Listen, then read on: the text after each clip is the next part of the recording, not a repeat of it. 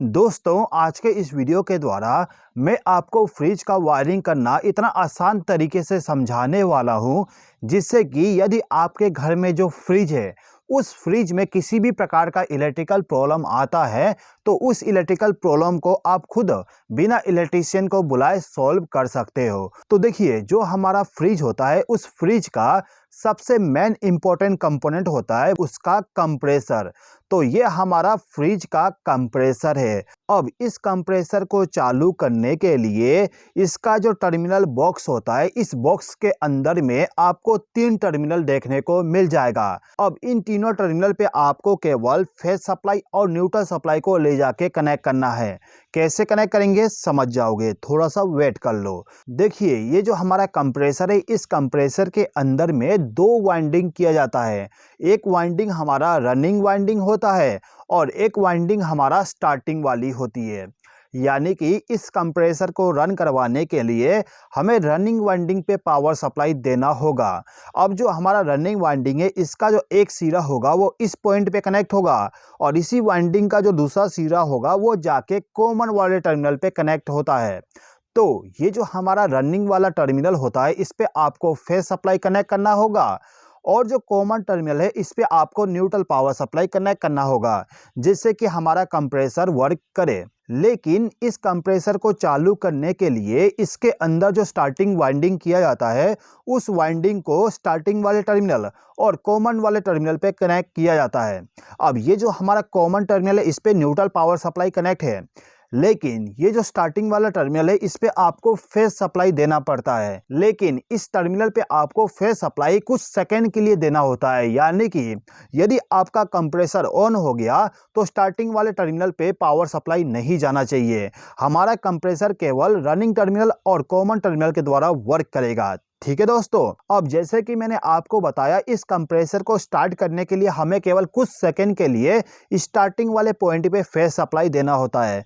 तो इसको phase supply देने का काम हमारा रिले करता है। ये जो हमारा रिले है, इस रिले के द्वारा हम स्टार्टिंग वाले टर्मिनल पे कुछ सेकंड के लिए पावर सप्लाई देते हैं, उसके बाद इस पे पावर सप्लाई देना बंद कर देते हैं। कैसे होता है वायरिंग में समझ जाओगे। ठीक है दोस्तों, बहुत सारे लोग कमेंट करके मुझसे ये पूछते थे कि सर आप किस प्रकार से इन सभी इलेक्ट्रिकल कंपोनेंट का वायरिंग करते हो।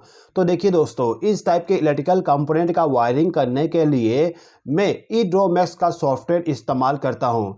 इस सॉफ्टवेयर का इस्तेमाल करके आप बहुत ही आसान तरीके से कोई भी इलेक्ट्रिकल कंपोनेंट का वायरिंग कर सकते हो। जैसे कि आप देख सकते हो, यहाँ पे हम वायरिंग बहुत ही आसान तरीके से कर पा रहे हैं। यदि आप इस सॉफ्टवेयर को ऑनलाइन इस्तेमाल करना चाहते हो तो आपको केवल ईड्रोमैक्स के वेबसाइट पे जाना है और वहाँ पे जाने के बाद आपको जाना है प्रोडक्ट पे। प्रोडक्ट पे क्लिक करने के बाद आपको ऑप्शन मिल जाता है ईड्रोमैक्स ऑनलाइन। इस पे क्लिक करोगे तो आपके सामने एक ऑप्शन आ जाएगा ट्राई इट फ्री का। यदि आप इस पे क्लिक करते हो तो आपके सामने पूरा का पूरा ये जो मेरा सॉफ्टवेयर है, इसी टाइप से आपको सॉफ्टवेयर मिल जाएगा जिसका इस्तेमाल आप करके वायरिंग कर सकते हो। इस सॉफ्टवेयर के द्वारा वायरिंग करने का एक बेनिफिट ये भी है कि आपको इसमें हर एक टाइप का इलेक्ट्रिकल सिंबल या फिर दूसरे टाइप का सिंबल भी मिल जाता है। जैसे कि हम इलेक्ट्रिकल वाले हैं तो हमें इलेक्ट्रिकल सिंबल की जरूरत पड़ती है, तो यहाँ पे इलेक्ट्रिकल पे क्लिक करने के बाद आपको हर एक टाइप का इलेक्ट्रिकल सिंबल मिल जाएगा, जिसका उपयोग करके आप वायरिंग कर सकते हो। ठीक है दोस्तों, अब जो हमारा बाकी इलेक्ट्रिकल कंपोनेंट है इसके बारे में समझ लेते हैं। अब ये जो कंप्रेसर है, इस कंप्रेसर के प्रोटेक्शन के लिए एक OLP लगा होता है। OLP का फुल फॉर्म होता है ओवरलोड प्रोटेक्टर। यानी कि यदि आपके कंप्रेसर में किसी प्रकार का प्रॉब्लम आता है और ज़्यादा करंट फ्लो होने लगे तो इस कंडीशन में ये OLP इसके पावर सप्लाई को डिस्कनेक्ट कर देगा। अब इसके बाद आपका जो फ्रिज होता है, उस फ्रिज में आप देखे होंगे एक थर्मोस्टेट लगा होता है। थर्मोस्टेट का काम होता है कि आपके फ्रिज के अंदर टेम्परेचर को मेंटेन करना। यदि आपके फ्रिज में ज़्यादा कूलिंग होने लगता है, यानी कि आपका जो कंप्रेसर है वो बंद नहीं होता, तो आपको सबसे पहले इसी थर्मोस्टेट को चेक करना होता है कि ये सही है कि खराब है। यदि आपका थर्मोस्टेट खराब हो जाएगा तो इस कंडीशन में कंप्रेसर हमारा हमेशा वर्क करते रहता है, यानी कि चालू ही रहता है। इसके बाद जो हमारा फ्रिज होता है उसमें हमें एक फैन मोटर भी मिल जाता है जिसके द्वारा हम हवा को सर्कुलेट करते हैं। इसके बाद जो हमारा फ्रिज होता है उस फ्रिज के गेट को ओपन करने पे आप देखते हो कि एक लाइट ग्लो होती है। उस लाइट को ग्लो कराने के लिए एक लैंप का इस्तेमाल किया जाता है। अब ये जो हमारा लैंप है वो हमेशा ऑन नहीं रहेगा। यह लैंप हमारा केवल डोर को ओपन करने के बाद ही ग्लो होता है। तो इस लैंप को ग्लो करवाने का काम ये हमारा डोर स्विच करता है। अभी तक जो मैंने आपको कंपोनेंट बताया, ये कंपोनेंट आपके पुराने ज़माने वाले फ्रिज में लगा होता था। पुराने ज़माने वाला जो फ्रिज होता था उसमें आप लोगों ने देखे होंगे कि जो हमारा फ्रिज है कभी कभी कूलिंग करना बंद कर देता है, यानी कि हमारा कंप्रेसर वर्क तो कर रहा है लेकिन कूलिंग नहीं होता। तो उस कंडीशन में क्या होता था, जो हमारा इवापोरेटर होता है उस इवापोरेटर पे बर्फ़ जम जाती थी। बर्फ़ जमने के कारण जो हमारा फ्रिज होता है वो फ्रिज कूलिंग नहीं कर पाता। उसी प्रॉब्लम को सोल्व करने के लिए अभी के टाइम पे जो फ्रिज आती है उस फ्रिज के अंदर में एक टाइमर लगाया जाता है। अब ये जो टाइमर है इसका काम केवल इतना होता है कि जो हमारा कंप्रेसर है इस कंप्रेसर को केवल 8 घंटे वर्क करवाना, यानी कि यदि आपका कंप्रेसर रन करना स्टार्ट कर दिया उस रनिंग आवर को ये हमारा टाइमर काउंट करेगा और जैसे ही 8 घंटा कंप्लीट होता है तो तुरंत ही इस कंप्रेसर को बंद कर देगा और इसको बंद करने के बाद इस हीटर को ऑन कर देगा। ये जो हमारा हीटर है इस हीटर को हम कहते हैं डिफ्रॉस्ट हीटर, यानी कि जो बर्फ़ जम जाती थी उस बर्फ़ को पिघलाने का काम ये हीटर कर देगा। अब ये जो हमारा हीटर है इस हीटर को कंट्रोल करने के लिए एक बाईमेटल स्विच लगा होता है। बाईमेटल स्विच का काम ये होता है कि जहाँ पे ये बाईमेटल स्विच लगा होता है उस जगह पे यदि 8 डिग्री सेल्सियस टेम्परेचर पहुँच जाता है तो उस कंडीशन में इस हीटर को बंद कर दे। अब यदि हमारा बाईमेटल स्विच बाई चांस काम ना किया तो इस कंडीशन में ये जो हमारा हीटर है वो रन करता रहेगा और यदि ये ज़्यादा देर तक रन करेगा तो इस कंडीशन में टेम्परेचर बढ़ता जाएगा और एक कंडीशन ऐसा आएगा कि जो हमारा फ्रिज है फ्रिज में आग लग जाएगी। तो इसके लिए एक थर्मल फ्यूज लगा होता है। ये जो हमारा थर्मल फ्यूज है ये थर्मल फ्यूज हमारा 70 से लेके 80 डिग्री सेल्सियस पे वर्क करेगा, यानी कि यदि आपके हीटर के द्वारा टेम्परेचर 70-80 डिग्री सेल्सियस मेंटेन कर दिया जाता है तो इस कंडीशन में ये जो हमारा थर्मल फ्यूज है थर्मल फ्यूज हमारा ब्लोन हो जाएगा। अब ये जो सभी कंपोनेंट है ये सभी के सभी हमारे फ्रिज में लगे होते हैं। इसके अलावा हमारा एक प्लग टॉप होता है जिसके द्वारा हम इन सभी कंपोनेंट को पावर सप्लाई प्रोवाइड करते हैं। अब चलिए दोस्तों हम वायरिंग करना स्टार्ट करते हैं। तो वायरिंग करने के लिए सबसे पहले तो हम क्या करते हैं कि ये जो हमारा प्लग टॉप है इस प्लग टॉप का जो राइट हैंड साइड वाली पिन होती है इस पिन से हम एक वायर को कनेक्ट करेंगे और इस वायर को ले जाके ये जो हमारा डोर स्विच है इस डोर स्विच का जो एक पिन है इस पिन के साथ हम इस वायर को कनेक्ट कर देते हैं। ओके, तो हमने यहाँ पे एक वायर कनेक्ट कर दी है। ये जो हमारा राइट हैंड साइड वाला पिन है इस पिन से जो फेस सप्लाई आएगा ये हमारा फेस सप्लाई वाला होगा और फेस सप्लाई हमारा रेड कलर का होता है तो मैं यहाँ पे रेड कलर कर दिया। ओके, अब इस डोर स्विच के आउटपुट टर्मिनल से जो पावर सप्लाई जाएगा ये पावर सप्लाई हमारे चला जाएगा इस लैंप को, यानी कि इस लैंप को फेस सप्लाई देने का काम हमारा डोर स्विच करता है। अब ये जो मेरा लैंप है इस लैंप को ग्लो करवाने के लिए मुझे इसको न्यूट्रल पावर सप्लाई भी देना पड़ेगा। तो न्यूट्रल पावर सप्लाई देने के लिए ये जो हमारा प्लग टॉप होता है इस प्लग टॉप का जो लेफ्ट हैंड साइड वाली पिन होती है इस पिन से एक वायर को कनेक्ट करेंगे और इसको ले जाके हम ये जो हमारा लैंप है इस लैंप को न्यूट्रल पावर सप्लाई दे देते हैं। ओके, अब ये जो डोर स्विच है इस डोर स्विच के इस पॉइंट से हम एक वायर को कनेक्ट करते हैं और इसको ले जाके जो हमारा थर्मोस्टेट है इस थर्मोस्टेट के एक पॉइंट के साथ एक वायर को कनेक्ट कर देते हैं, यानी कि इस थर्मोस्टेट को हमने फेस सप्लाई दे दिए। अब ये जो हमारा थर्मोस्टेट है इस थर्मोस्टेट से जो पावर सप्लाई जाएगा वो जाएगा हमारे इस टाइमर में। तो ये जो हमारा थर्मोस्टेट है इसका जो सेकेंड वाला पॉइंट है इस पॉइंट से एक वायर को कनेक्ट करके आपको लेके जाना है और जो आपका टाइमर है इस टाइमर का जो 3 नंबर टर्मिनल है इस 3 नंबर का टर्मिनल यहाँ पे दिया गया है तो इसी 3 नंबर के टर्मिनल के साथ इस वायर को आपको कनेक्ट कर देना होता है। तो इस टाइमर के 3 नंबर पॉइंट पे हमने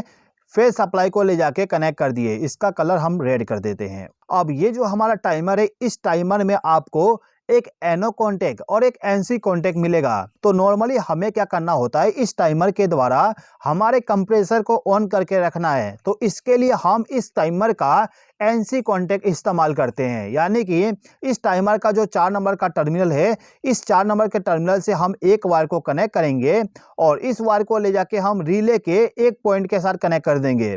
ये जो पॉइंट है इसको हम कहते हैं डम्मी टर्मिनल, या फिर आप कह सकते हो कॉमन टर्मिनल, यानी कि जो आपका फेज सप्लाई होगा वो आके इस पॉइंट पे कनेक्ट हो जाएगा।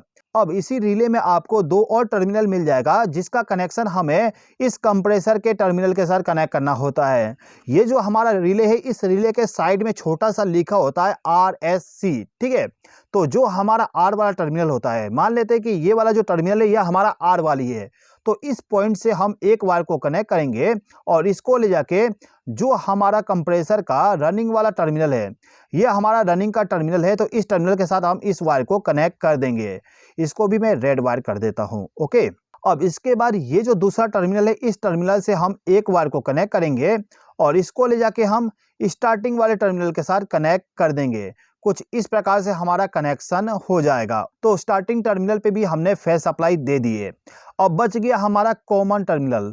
कॉमन टर्मिनल पे हमें न्यूट्रल पावर सप्लाई देना होता है। अब न्यूट्रल पावर सप्लाई जो जाएगा उसको हम डायरेक्टली ले जाके कनेक्ट नहीं करेंगे, इसके बीच में जो हमारा OLP होता है इसको कनेक्ट करना होता है। तो इसके लिए आप क्या करिए, जो भी आपका न्यूट्रल पावर सप्लाई होता है वहां से एक वायर को ला के जो हमारा OLP है, इस OLP के एक टर्मिनल के साथ इस वायर को कनेक्ट कर दीजिए। मैंने अभी इस पॉइंट के साथ इस वायर को कनेक्ट कर दिया। अब ये जो हमारा थिम्बल है, इस थिम्बल को ले जाके हम कॉमन टर्मिनल के साथ कनेक्ट कर देते हैं। अभी यहाँ पे हम डायरेक्टली कनेक्ट नहीं कर सकते, तो मैं एक वायर के जरिए आपको एक्सप्लेन कर देता हूँ। इस कॉमन टर्मिनल पे पावर सप्लाई आ जाएगा इस OLP के दूसरे वाले टर्मिनल से।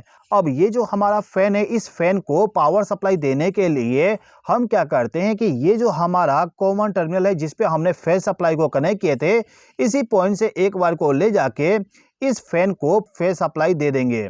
तो मैं यहाँ पे इसको फेज सप्लाई दे देता हूँ। अब ये जो हमारा फैन है, इसको रन करवाने के लिए हमें न्यूट्रल पावर सप्लाई भी देना होगा, तो हम यहाँ से डायरेक्टली इसको न्यूट्रल पावर सप्लाई कनेक्ट कर देते हैं। तो यहाँ पे जो हमारा फैन था, इस फैन को हमने फेज सप्लाई और न्यूट्रल सप्लाई कनेक्ट कर दी है, ठीक है दोस्तों।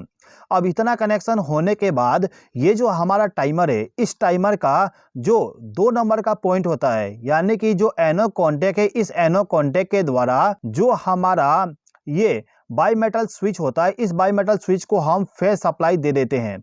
तो मैं यहाँ पे इसको फेज सप्लाई कनेक्ट कर देता हूँ। तो फेज सप्लाई के लिए रेड वायर, ओके। अब इस बाई मेटल स्विच का जो दूसरा वायर होता है, इस वायर से हम एक वायर को कनेक्ट करते हैं और इसको ले जाके हम इस हीटर को फेज सप्लाई दे देंगे। अब इस डिफ्रोस्ट हीटर को न्यूट्रल पावर सप्लाई भी चाहिए।